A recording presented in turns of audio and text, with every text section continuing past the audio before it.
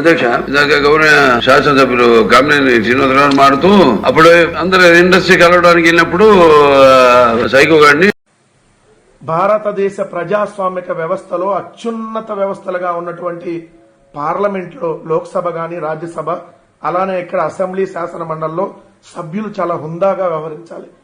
కానీ 79 సంవత్సరాల స్వాతంత్ర భారతదేశ చరిత్రలో ఈ రోజు అసెంబ్లీలో తెలుగుదేశం పార్టీ శాసన సభ్యుడు బాలకృష్ణ వ్యవహరించినటువంటి తీరు సభ్య సమాజం తలదించుకునే విధంగా. ఎందుకంటే 2 చేతులు జేబులో పెట్టుకొని ఒక తాగినటువంటి వ్యక్తి ఊగుతూ ఎలా వాగుతాడో సేమ్ డిట్టోగా అలా ఈరోజు బాలకృష్ణ వ్యవహరించాడు.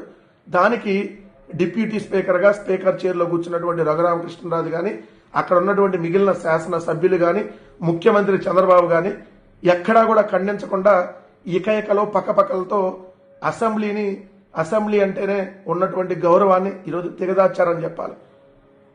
సినిమాల్లో అతను హీరో అవ్వచ్చు, ఎందుకంటే డూపులను పెట్టుకోను 10 సార్లు 10 టేకులు తీసుకోను ఒక డైలాగ్ చెప్పు సినిమాల్లో హీరో. కానీ రాజకీయాల్లో జగన్మోహన్ రెడ్డి గారు అల్టిమేట్ గా రియల్ హీరో. అలాంటి జగన్మోహన్ రెడ్డి గారిని ఉద్దేశించి సైకో గాడు అంటూ నోటికి ఏదొస్తే అది అదుపు లేకుండా, ఎందుకంటే మెంటల్ సర్టిఫికెట్ ఉంది తనకి. మెంటల్ సర్టిఫికెట్ ఉన్నటువంటి ఏకైక ఎమ్మెల్యే ఆంధ్రప్రదేశ్లో ఎవరున్నారంటే ఎవరైతే బాలకృష్ణ గారే. అలాంటి మెంటల్ సర్టిఫికెట్ ఉన్నటువంటి వ్యక్తి ఇష్టం వచ్చినట్టుగా మెంటల్ వాళ్ళు ఎలా మాట్లాడతారో అలానే ఈరోజు అసెంబ్లీలో వ్యవహరించాడు. అసెంబ్లీకి వచ్చేటప్పుడు mental condition and drunk and drive అంటే డ్రింక్ చేసి వచ్చారో లేదో కూడా టెస్ట్ చేయాల్సినటువంటి అవసరం ఏర్పడతా ఉందనడానికి ఈరోజు ఆయన మాట్లాడినటువంటి మాటలు చూస్తేనే అర్థమవుతా ఉంది.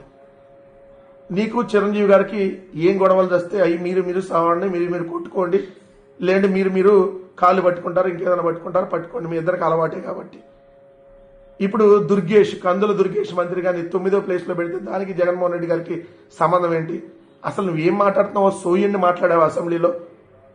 అసెంబ్లీలో సోయిని మాట్లాడావా? ఏ రోజన్నా హిందూపురంలో ఉన్నటువంటి సమస్యల గురించి ఏ రోజన్నా అసెంబ్లీలో మాట్లాడినటువంటి దాఖలాలు ఉన్నాయా?